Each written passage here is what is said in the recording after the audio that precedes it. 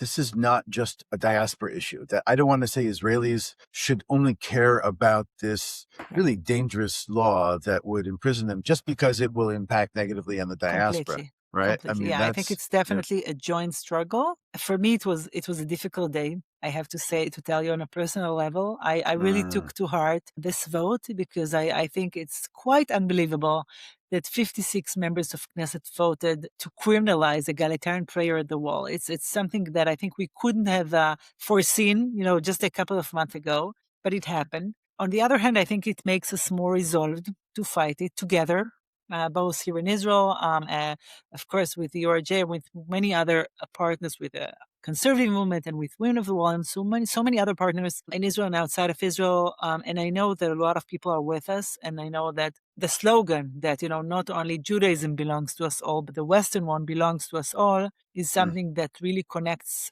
a lot of people who identify with it. And so we have to remember that despite the fact that the government has voted on this terrible law, okay, they're not the majority in Israel, and they're not the majority of the Jewish people. And we have many allies across the spectrum who are not reform and conservative, and even who are Orthodox. So Including Orthodox, right? this is really about those who have a liberal worldview versus those who don't. But Completely. Orly, what can we do?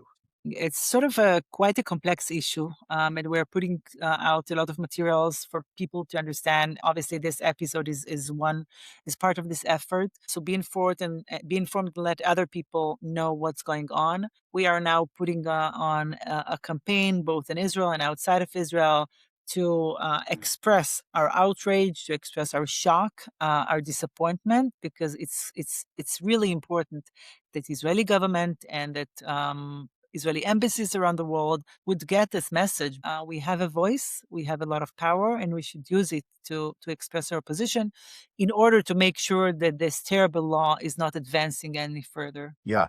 So I don't think there should be an ambassador or a consul general of Israel anywhere in the world who shouldn't be flooded with messages and, many letters to the prime minister and to, leaders in the coalition who allowed this to pass and who even voted for it. So we are going to be organizing, and we'll put the links in the notes of the podcast as well. And we hope that all of diaspora Jews, as well as our partners in Israel, will get involved.